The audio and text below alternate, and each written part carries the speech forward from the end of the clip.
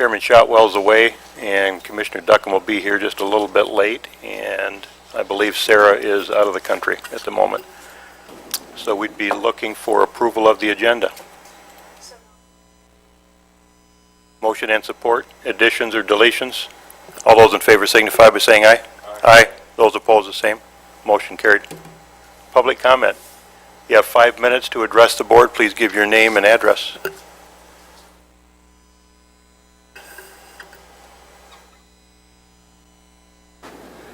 Yeah, my name is Tim Burns. I live at 208 South Grand Point, Brooklyn, Michigan. I'm here this morning because I applied for the open position on the Jackson County Board of Aging. So if you had any questions or whatever you'd like to ask, that's what I'm here for. So, thank you.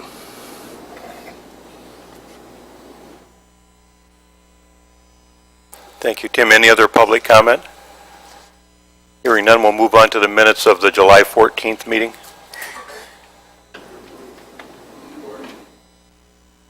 Motion and support. Any questions or comments? Hearing none, all those in favor signify by saying aye. Aye. Those opposed, the same. Motion carried. Appointments. We have 3 open appointments. First is the Department on Aging Advisory Council. Current member is Troy Ganton. The applicant you just met, Tim Burns. It's the term expiring December of 2015. I'd like to support Tim Burns. Motion and support. Any other nominations? Hearing none. All those in favor signify by saying aye. Aye. Aye. Those opposed, the same. Tim Burns' name will be forwarded on. Brownfield Redevelopment Authority. It's 1 public member, environmental attorney or related field. Trent Harris is a current member, and Brad Berlinski is the applicant. Looking for a motion.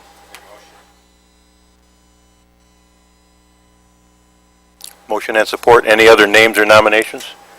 Hearing none, all those in favor signify by saying aye. Aye. Those opposed, the same. Motion carried. Region 2 Planning Commission is a public member, currently held by Teresa Abbey. There were no applicants, and we'll hold it over for our next meeting and continue to advertise for it. Enterprise Group, Tim Rogers and Deb Kelly. Good morning, Tim. Tim Rogers, President of the Enterprise Group, here to give you your update. Let me see. First, I'll get my PowerPoint here.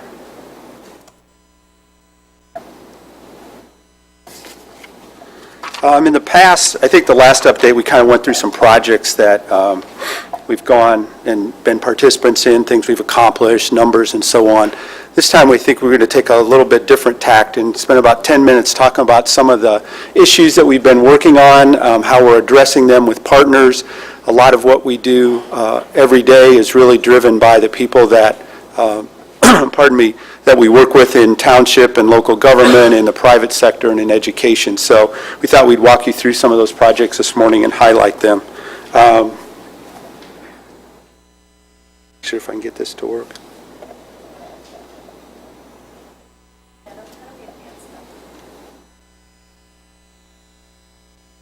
Get it to advance. Just use the mouse. Left button on the mouse. You gotta show it. Slideshow. There we go. Okay. Thank you. I'm technologically impaired, so we'll go to our kind of first summary slide. Our Economic Development and Workforce Coordinating Council, we're going to touch on site infrastructure, site development, and workforce development. There's some interesting things going on in all these areas. Some of them you're very involved in and familiar with, maybe more so than you want to be, and others maybe less so. The Jackson 2020 initiative, of which you are all very familiar with, has a economic development component in it that has been dormant for, I guess, quite some time. Over the past several months, we've reinstituted what we're calling the Economic Development and Workforce Coordinating Council. Myself and a number of other people have been working on that. We've tried to involve all of you by keeping you up to date on who that list is of those people. Our initial meeting included Mike and Adam, so that we made sure that the county history of how Jackson 2020 kind of got to where it's at was included. What was interesting, and I'm going to see if I can get the, what did I do, Adam?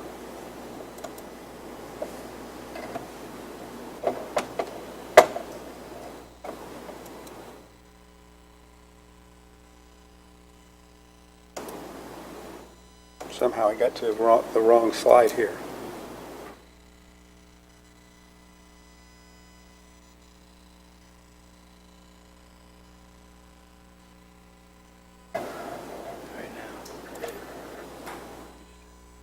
Ready to go forward. There we go. We're going to share with you the list of the committee members. When we put this together, we kind of worked, Kent and I kind of worked to try to get a diverse group of people so that we had various perspectives at the table. And you all work with committees every day. I think Kent and I were surprised that when we got these people in the room, a lot of them didn't even know each other, which is interesting because in our walk of life, in Kent's walk of life, probably all of you see all these people every day and kind of assume that they know and work with each other. So our first meeting really was trying to get everybody's perspective about why they wanted to be involved, what they define economic development as, which was very interesting because there's as many definitions as there are people on the list. And then to try to get them to have a conversation, which we shared with you the survey that we sent out and should have that results back in the next couple of weeks, about what they really wanted this group to accomplish. Rather than working on developing a plan, what are the issues that they see are important, who they want at the table that may not be there now, what the interesting topics were that they felt like they needed a lot more background or depth on. So we had a really good conversation, and out of that drafted a survey that we shared with all the commissioners about a month ago that went out to these members, and those are now coming back. I think probably the best part of the discussion, and both Mike and Adam were there, was that people don't often connect the dots in economic development, that they see it as, well, this is a finance issue, or how do we get more money for a project, rather than it's infrastructure, education, the arts, residential development. So there was a lot of good conversation about how those all have some part or role in economic development. And that's why we developed the survey, was to try to gain some more information out of that. So you'll see those survey results probably in the next couple of weeks once we get them all back and compiled. There's a couple of members we haven't heard from yet, so we're trying to get them to make sure they get answers before we get that survey back out to you. I know you are very involved in this topic. This is a topic that I feel very strongly about. You've heard me talk before about there is no one group, and I think this council that we just talked about will be one place to have this discussion. But what does infrastructure for the future look like in this county? Where are we going to develop? I know you've heard me say many, many times that the amount of land that is fully prepared for any kind of industrial development is very limited in Jackson County. A lot of that has to do with public infrastructure. And so we wanted to just touch up base on a couple things. Parma Sandstone, which is actually the LDFA industrial park where Mackey's located, while it's a large area, most of that's wetlands. There's only about 30 to 35 developable acres in that park, and it's served by actually kind of a conglomeration of local governments. The sewer actually ends up in the city of Jackson, but Spring Arbor has a role, Sandstone Township has a role, Parma Sandstone LDFA has a role. And with the recent expansion at Mackey, there's been some issues there as far as capacity, not for the system itself, but the lift station process, and some disagreements, as you might imagine, when you get many units of local government together in a room about who's responsible for addressing those. Most recently, we had responded to a Japanese prospect who had a very narrowly defined geographic area of which this industrial park fit into, which raised this issue of the capacity of the lift stations. And I guess more than anything, we felt like we were the party to bring everybody to the table and say we need to have a discussion about how we resolve some of these issues. I had one of the board members, and I won't even name which community it was from, but said, well, we'll do anything we have to do if it's a new prospect to resolve this issue. And I said, new prospect, existing company, those are all the same issues, especially in this case where we had a Japanese prospect that was potentially locating next to a Japanese company. What I explained to these people was it's very possible that those people have conversations in Japan that we're never a part of, and if a $200,000 lift station issue is the reason we're eliminated, shame on us, because we don't sit around the table and figure out how we're going to resolve that. So we called a meeting, we had all these people together, and actually the personal property tax issue was one of the big issues that came up because of the bonding that's out there and the property tax that's tied to it, and that was just a little bit before the vote of last week. And so we all agreed that pending the outcome of that vote, that we would all sit down and figure out together how we were going to address that issue and move it forward. Now, that's not a headline type thing. It doesn't show up in the newspaper or in the media or on JTV. But for us, at the Enterprise Group, we feel that's our role, to bring those people together and try to resolve those issues so that we're prepared for development as it goes forward. And trying to keep the big picture in front of all the parties involved so that they see that they all have a role and that they all have to be a party to a solution, rather than saying, well, I'm not paying for this anymore, and we all just kind of go into freeze mode. So the Parma Sandstone LDFA issue is one we've been very active in. US 127, I know you've heard me say many times that we believe that's the corridor for growth for us. There's a lot of land there. There is a lot of infrastructure. It's probably, for us, it has probably the best ingress and egress to our area, and there's existing business there now. But at least in the Summit area, they have a plan for how they want to extend the sewer over to that area, but the ability to pay and how we're going to finance it, how long it's going to take, the engineering to get it done, all those things have yet to been discussed. So we sat down with Jim Dunn and his leadership group, I guess 2 weeks ago, to start that conversation, to bring engineering to the table, to talk about lead time that they would need to do the types of things that need to be done, especially out in that area, if you know, where the Great Northern Hay and Cattle, that 750 acres that's posted for sale, that area has a lot of potential. We've shown that area a couple times. But the question is, when will sewer be there, how much it's going to cost, who's going to pay for it, and you can't just say, well, we'll get to that later. You have to have answers for that. So Summit Township's been very cooperative, very helpful. We're actually working on some incremental pieces, even looking at the fact that many years ago, Summit actually put in place an LDFA that was inactive. So we're trying to figure out through state statute if that's something that we can reactivate, and then also have the ability to use the LDFA to expand some of those infrastructure issues out to that area. So wanted you to get up to process on that. The next topic you know way more about than I do, although I will just tell you the Southern Interceptor, for all the townships that I have spoken to, I try to bring that big picture issue back to them. And I know that's very driven by finances, and it's driven by some differences of opinion on who's responsible for those finances. And I see Mike smiling because I know Mike's been representing you in very detailed conversations about that. But my purpose really is to say to them that we're all in this together when it comes to development. And for a real large portion of that US 127 South Corridor, if we can't resolve that, businesses are going to be very reluctant to even get involved in it. And even today, I will tell you, just the billing structure, the way they bill, their unit-based billing for industry, is not something the industry is particularly interested in, because of the fact that they really don't have any control over their bill. So just much like a restaurant has chairs, industries said your capacity to put stuff into our system is X, and we're going to charge you for that whether you do or not. That doesn't work well in a world today where margins are very thin. So I just want you to know that we're being supportive in any way we can, and that includes having many one-on-one conversations with some of those supervisors. The next one, the ACME RFP process, I know Mike's been very involved in that as a member of the executive committee. We went through a long process to determine if that property could be developed, what it could be developed for. We had a group of about 8 people from the community and from local government involved, and our board ultimately said at that point we were waiting for kind of some progress on the city's master plan, on the county's decision about harness racing and redevelopment at the fairgrounds and the United Way and some other issues. Since that time, in the last couple of months, we had a local industrial prospect approach us about purchasing that property, and we had a board meeting 3 weeks ago, at which time the board said we need to develop an RFP to actually solicit proposals to sell that property. That was my intent once we got through our 6-month process, and we kind of put it on hold.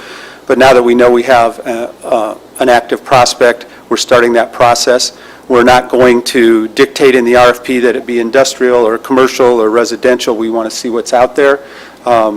We hope to have that process on our end done so that as the Brownfield Redevelopment Authority does its work in the fall, we hopefully have a proposal that can go into the Brownfield Redevelopment Plan for the Acme site.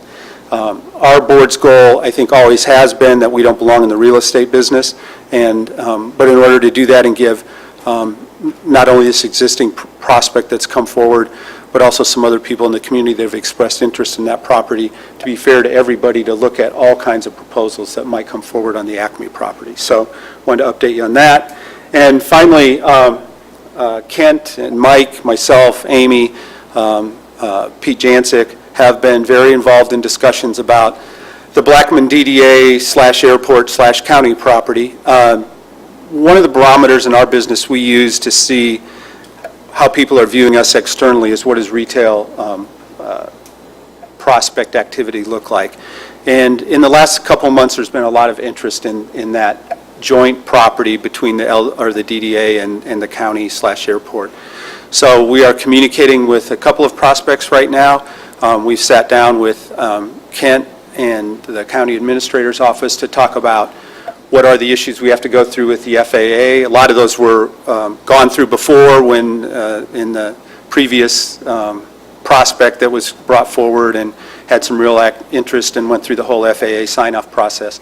So we are trying to educate our prospect on that process, that it's a timely process, but we know how to do it. And so we hope that there's going to be some positive development on that property. So I just wanted to update you on that as well.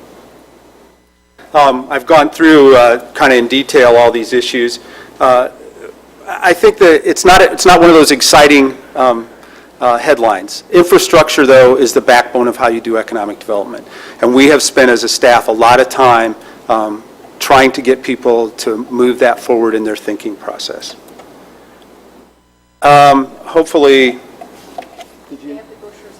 you should have all gotten one of these brochures.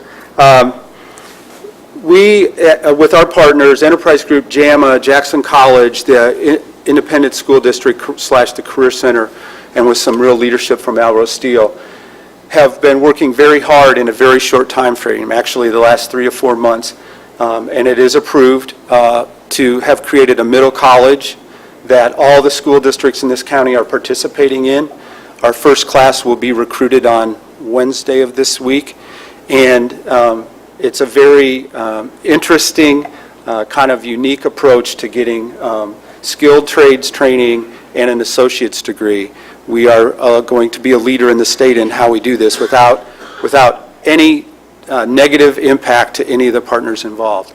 And what this really grew out of us, which we've talked a lot about before, the need for skills, the need for space for training, the need for equipment for training. That's where these partners all started the conversation, but it ended up here at this middle college discussion. This will be for lack of a better term, a 5-year high school, but the 5th year of high school, the student will only take 1 class. And with that happening, the home district will be able to retain all their state aid, the $7,000 plus, and that student will only take that class online. They won't be that weird kid that goes back to school for the 5th year. Which was when we had an initial meeting with the parents and the students, that was their concern. We don't want to be that weird kid that goes back to school even though we're ready to graduate. During that 3-year period, junior, senior, and that 5th year, they will have articulation agreement with Jackson College, so many of those, which they have now, but many of those credits will count. Jackson College is reducing its tuition for these students. The last year of state aid, that $7,000 is going to pay for those associate's degree credits.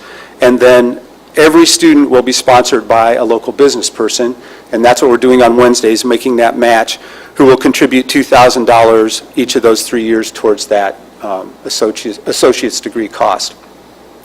They will graduate in one of 3 areas. Our first this first year, we're working on CNC machinists, but next year that will be expanded to engineering and to welding, so that they will graduate with a degree in one of those 3 areas, as well as be in the registered to a school to apprentice program. And with that contract they sign with the employer, all but guaranteed that they'll have a job when they get out of that and have a co-op job as they go through it, but then have a permanent job when they get out.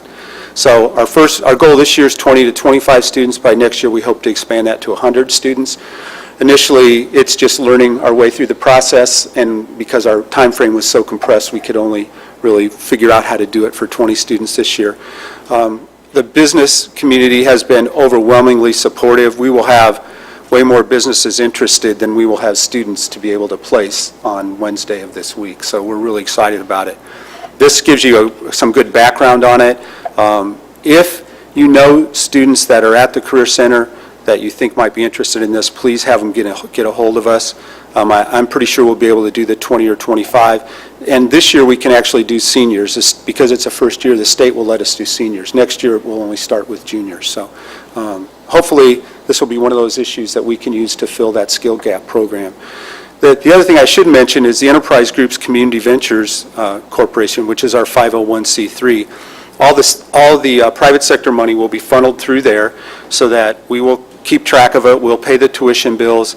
They will actually get a tax credit for using the 501c3 foundation. So everybody is putting something into the pie, and everybody's getting something a little bit back out. So we wanted you to be aware of that. This has been a process that has taken many, many, many hours over the last 3 to 4 months, and if it wasn't for Dr. Phelan and Bill Rael and Kevin Oxley, and in particular Mark Allier at Alro Steel, I don't know that we could have pulled this off, but it's been a really great experience. And actually, a lot of times I know in your world, the state isn't always supportive of things you're trying to accomplish. In this world, they have done everything they can to basically get out of our way. There's been no reason for state statute changes. They signed off on it early. They've been very involved in the discussion and been very supportive, and are looking at how they can duplicate this in other parts of the state. As a follow-up to that, one of the things that we know is we have a lot of retirements going on, but they're all anecdotal. And so we decided we're doing some survey work with our JAMA members so that we can look 2, 3, 4 years out. What do those retirements look like? What job skills are they in? So that when we work backwards into JAMA in the middle college, we can make sure that we're teaching for those job skills that are open and having a better definition from the private sector about what actually are those jobs going to look like 3 or 4 years from now, because they may be very different than the way they look today. So we're working really closely with industry so that we're connecting that to education, making sure we're spending all the money efficiently as possible for the skills that are needed coming out in the next 2 to 3 years. Finally, I'll leave with you, I think you got the scorecard. That's kind of the numbers crunch thing that we always do for you. I'm not going to walk through that. You're more than willing to, or I'm more than willing to answer questions if now or later on if you look through those and see something you need more information on. With that, I'll wrap it up and say, do you have any questions or comments or concerns? Thank you, Tim. Commissioners, any questions for Tim? Okay, Tim, thank Thanks. you very much.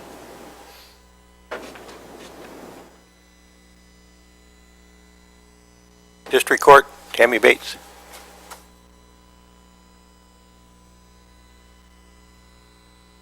Morning. Good morning.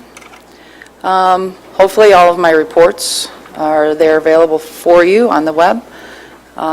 The only thing that I guess I would like to point out in reference to these reports is if you've noticed, our caseload is decreasing, which is not a good thing. However, revenue, due to some proactive revenue enhancements that we've had over the last couple of years, our revenue is remaining in a good place.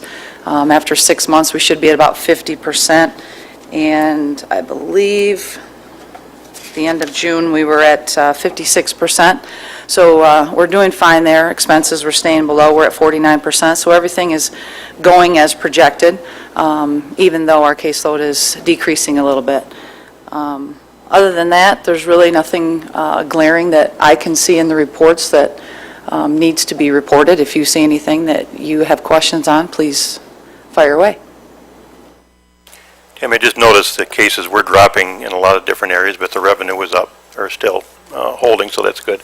Commissioners, any questions of Tammy of the reports? There's quite a lengthy list of reports there. Okay.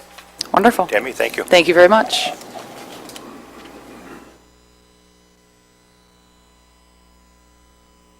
BPW, Mike Overton.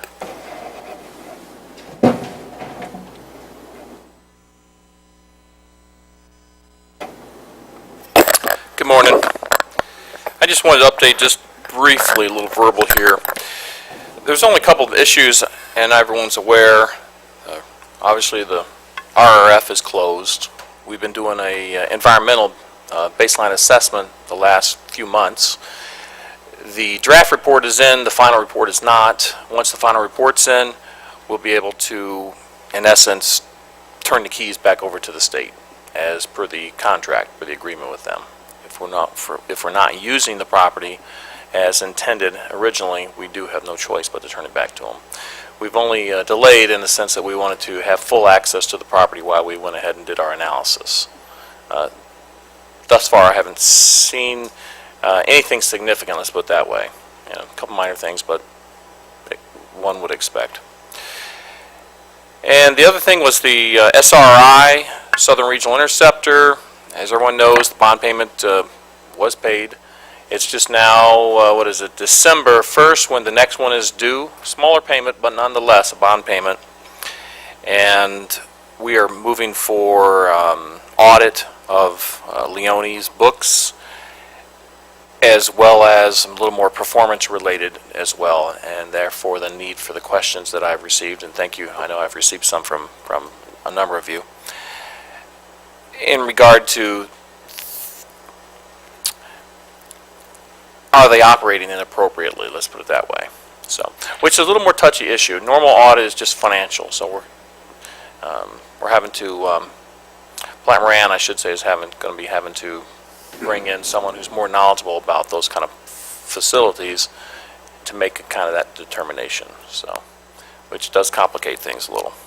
But the idea is to have a clear sense of what is or isn't prior to the next bond payment, because I think that is what's been holding up the level of cooperation amongst the townships.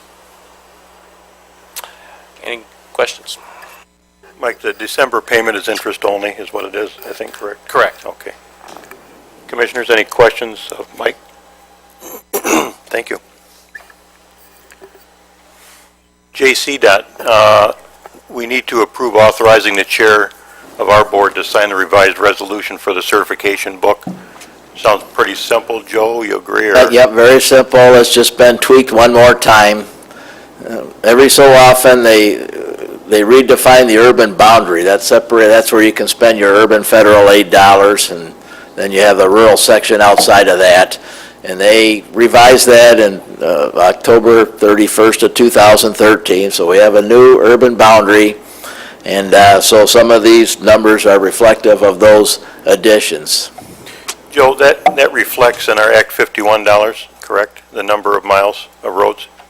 It does, because, well, primaries, you get a few cents more per mile than the locals, so, I mean, really, the miles don't change, it's the miles within your boundary. That's what I was going to ask, if it ever goes down, but I would guess not. Not rarely, Okay. no. Okay, if not any questions, Julie, go ahead. I'll just make a motion to move it to the full board. Motion and support. Other questions or comments? Hearing none, all those in favor signify by saying aye. Aye. Those opposed, the same. Motion carried. Thanks, Joe. The Circuit Court quarterly report is in there. It's all financial. I don't see Charles here. The only comment I had is that we've been trying for some time to set up what is supposed to be our regular quarterly judges meeting and have not been successful. So we'll get with Charles to see if we can still get that set up. Next up is the Parks Emergency Replacement and Installation of the Cascades Golf Course Well Pump System. Did you bring backup this morning, Scott? Pardon? Did you bring backup with you this morning? Absolutely. From the technical standpoint, that's why I got Scott Bradford. He's our golf superintendent. Good morning. Back on June 17th, we had a mechanical failure with our irrigation system at the golf course. The well itself, the well pump system itself failed. What they believe happened was that the bearings in the the casing failed, thus allowing the shaft to come loose and destroy not only the well pump, but also the casing and on all the gear systems in the well. They were not able to extract everything, so it was never really a final determination of exactly what happened to the system. But in speaking with the gentlemen that were on site, they had never seen nothing like it before in their career in reference to the malfunction that occurred. We did incur cost of about $6,100 for that investigative process, and then we did take out and ask for 3 competitive bids, of which Brown's Drilling came in at the lowest and best bid at $23,687. So we're looking to have approval to move forward with the replacement of that. We will be required to upfront have a $10,000 deposit for them to go forward and move and purchase the pump and then order it. We're probably looking at about 1 to 2 weeks for delivery, and then scheduling us in at some point in time in the near future, hopefully very soon, to actually have them come on site and actually do the repair to the system itself. Currently, we are renting a system from them at $1,000 a month, a temporary submersible pump. So Scott, out of curiosity, is it replacing the whole well, pump and everything, Yes. casing and everything? It's the whole system, And what correct. size well is that, if you know? Scott, Curiosity. do you know off the top of your head? Is it a 6-inch As far or as the well column Diameter. itself, diameter of the well? the well column is... I think they had 133 I feet. think 8-inch. I thought I read 200 and some, but Oh, The feet, our pump itself runs about 80 feet. The well is deeper. Where it came apart, they actually got one other section of well column out, and they thought they had the whole thing again, but that ended up being attached to nothing else. So there's still about 35 or 40 feet of well column and the pump down in the well, and they sent a feeler down, and they believe the top of what's down there is at like 176 feet. So what's down is well below where the pump runs. And they did a well check with the submersible pump that they have and ran it at about 800 gallons a minute for like an hour, and they had a drop of like from 33 feet to 41 feet, so the drop's not bad, even with what's left of the pump down there. okay. Dave? Are we digging a new well? No, we're not. We're just replacing the column and the discharge assembly and the pump inside the well. We're not digging a new well. This is a 3-phase. Three-phase, it's a 125 horse electric motor that runs the pump.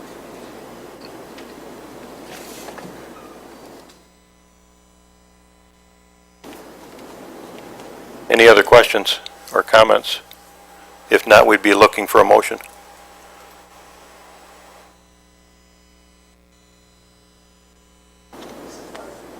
Motion and support. Scott, if I remember reading right, I think did you have this budgeted for next year anyway, knowing that it was going to be an issue, so we just had to move it up a year essentially, correct? It was budgeted for 2016, because when they did the replacement of the pump in 2011, they recommended replacing the well casing in 5 years, so that's what we had projected, putting it in for 2016. You are correct.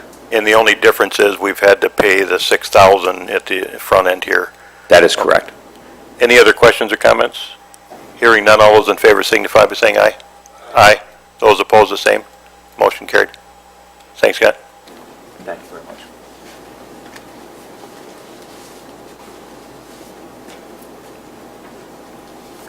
Next up, we have Scott Robbins again with the Cascades On a renovation. happier note, you all are aware, obviously, that the Spicer Group had done an assessment back in 2012 of what is needed for the renovations of the Cascades, and that was presented in this report back in September. Then back in September of last year, an ad hoc committee was formed in order to find out what was the best way to address all the necessary repairs with the Cascades, knowing that it would be approximately $9.5 million.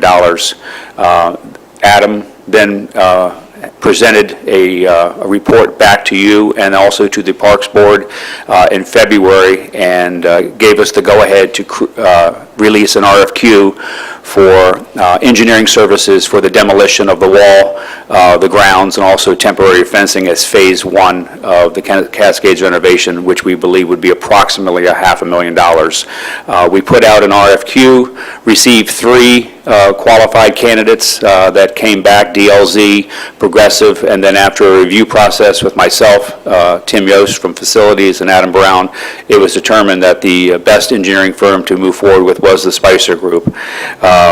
What we're requesting here is an opportunity to engage the Spicer Group for the engineering drawings and the administration of the demolition of the wall, and administration of also to the renovation of the site, along with temporary fencing around the perimeter, for $47,700. Commissioners, any questions or comments? Julie? Come on here. As you say, temporary fencing, however, that would be fencing that would be used long-term. Correct, it's not something we're going to purchase, put up, and then have to remove and no longer be able to use, is that correct? That is correct. And I have Derek Huff here. He's going to be the project manager through the entire course of this phase. Would you like to say anything? Oh, yeah. Yeah, the intent is that any fencing that went in would be able to be reutilized. If it's not in its permanent location, it could be reutilized once the final fencing is done, with final phases of the project. Scott, just one other question for me. It seems I recall that there were people through the years that have maybe bought seats or bought some kind of plaques or something. There's going to be an effort made to still preserve that in some way, shape, or form, correct? Absolutely. Those individuals that have donated funds from the past renovations, et cetera, working with the Champion team, we are definitely going to make sure that they're continuing to be recognized as that design moves forward. Absolutely. Thank you. Okay, we'd be looking for a motion. Julie? One more question, just for clarification on the seating. There will be some sort of portable handicap seating, is that? Speak to that? Yeah. The solution at this time for the first phase is the wall removal, tying the grades across the site, and then taking that area that's currently raised and has the seating, that'll be lowered down and will have turf on it. We will have to work with staff to see operationally how that's gonna impact in the short term, because you're gonna be operating the facility for an amount of time until future phases of the work are done. So we'll have to think about how we're gonna incorporate handicap access, and how that's gonna tie into the remainders of the site that are staying. So that's a detail that has to be worked out yet. Okay.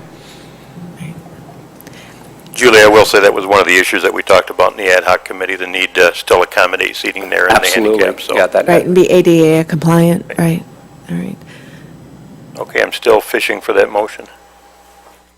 I will make the motion to approve the agreement. Motion and support. Other questions or comments? Hearing none, all those in favor signify by saying aye. Aye. Those opposed, the same. Motion carried. Thanks. Thanks, gentlemen. Thanks. Thank you.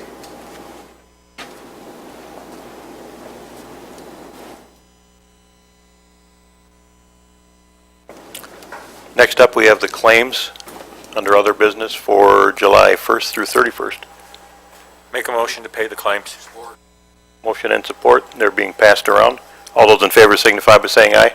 Aye. Those opposed, the same.